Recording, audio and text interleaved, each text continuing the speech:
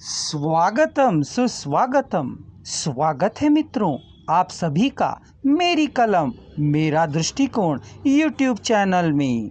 आज हम आपके लिए पेश कर रहे हैं डॉक्टर अनंत काबरा द्वारा रचित दिग्दर्शन भाग 2 की सूक्तियाँ। इसका अवलोकन करें, चिंतन करें, मनन करें, साथ ही हमारे चैनल को सब्सक्राइब कर संपूर्ण सूक्तियों का आनंद लें। सपनों के साथ साथ कई सवाल भी दौड़ते हैं।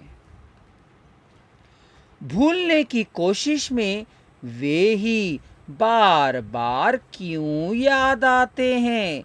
यह प्रश्न युग युगों से उत्तर की आशा में चुपचाप खड़ा है और खड़ा ही रहेगा अगली कई सदियों तक। सवाल के उत्तर में फिर सवाल ना ढूंढो, वरना बहुत कुछ खो दोगे। अपनी व्यथा को भीतर की पीड़ा तक ना पहुंचने दो, पेट भी कई सवाल करने लगेंगे। खड़े सवाल एक बुत की तरह चुपचाप ही खड़े रहेंगे।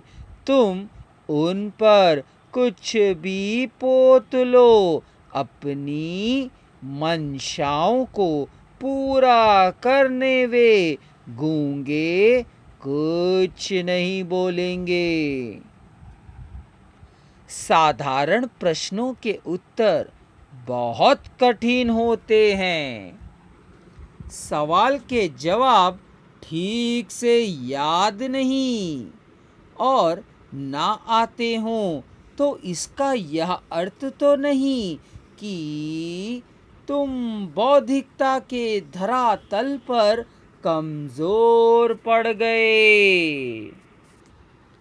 सवाल के जवाब जब सहज ना हो तभी मशक्कत को उठ बैठ की कसरत करनी पड़ती है।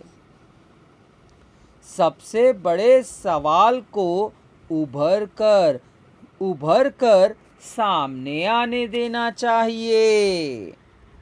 सवालों के बीच ही कई रास्ते घिरे होंगे। सवाल किसी ना किसी कुनबे से उठेंगे अपने जवाबों को मांगने। पुराने सवाल को नए जवाब बासी प्रश्न पर ही उंगली उठाएंगे। प्रश्न सम्मान के हों तभी निर्माण को संरक्षण मिल पाएगा। जब जवाब सवाल बनने लगे तब चिंतनों की बैठक को श्रद्धांजलि दे देनी चाहिए।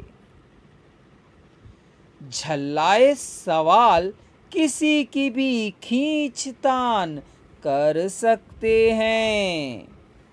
सवाल पर विचार करो, व्यवहार नहीं। सरल प्रश्नों के कठिन उत्तर बहुत बहुत बहुत दूर तक थकाते हैं।